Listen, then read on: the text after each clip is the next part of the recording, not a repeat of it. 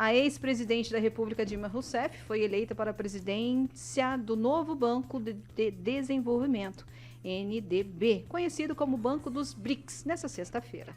A instituição financeira foi criada em 2014 pelos BRICS, blocos formados por Brasil, Rússia, Índia, China e África. Ela ficará no cargo para completar o mandato brasileiro até julho de 2025.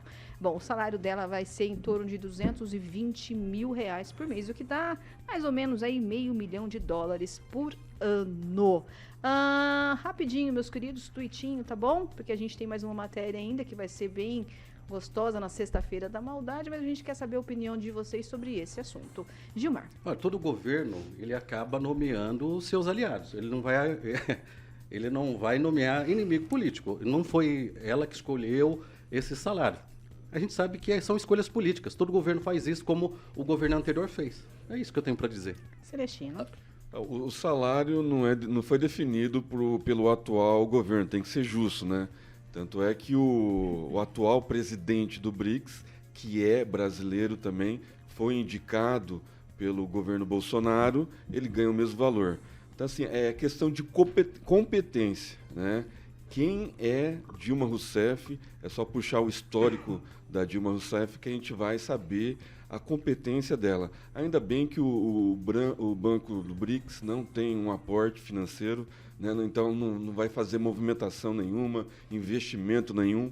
Pode ficarem tranquilo quem não gosta da Dilma, né? Porque não tem o que ela fazer lá. Vai ganhar esse salário astronômico, né? Que está longe do 99% da população mundial, né? E a dona Dilma vai estocar vento para o mundo agora, né? Para a Rússia, para a África do Sul, para a China, os parceiros pujantes do Brasil. O que é estocar vento?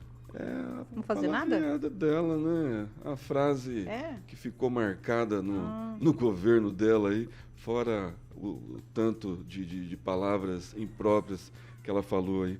Mas eu me recordo numa entrevista que o presidente do BRICS falou durante o governo Bolsonaro em 2022, e ele falou do crescimento do Brasil nos próximos 10 anos.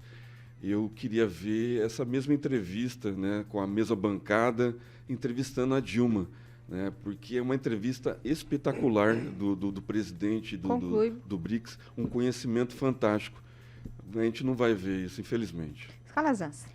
Uma piada de mau gosto, na minha opinião. Uma grande piada de mau gosto. E falando tecnicamente mesmo, não é só por uma questão de ideologia política, não.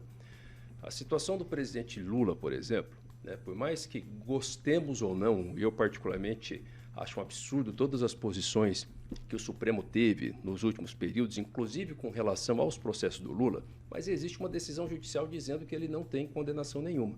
Oficialmente, se puxar uma certidão dele lá, oficialmente gostando ou não da ideologia, existe. Não é o caso da Dilma.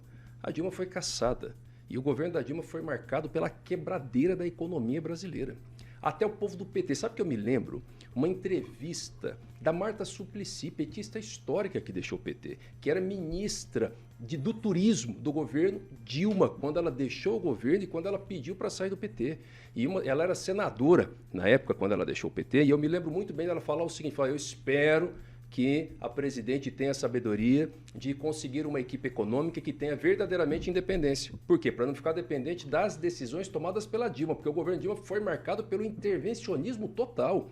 As decisões vinham do gabinete dela, intervindo no Banco Central, na fixação de taxas de juros que não eram reais, crise de confiança do governo, por mais que o governo soltava dinheiro na economia, tanto para a população por meio de crédito, quanto também para a indústria por meio de subsídio, ainda assim a gente não tinha produção e mantinha inflação, porque não era um governo confiável. Então quem quebrou a economia agora vai para o Banco dos BRICS? É uma piada de mau gosto. Acho que assim, a administração pública precisa zelar pela sua imagem.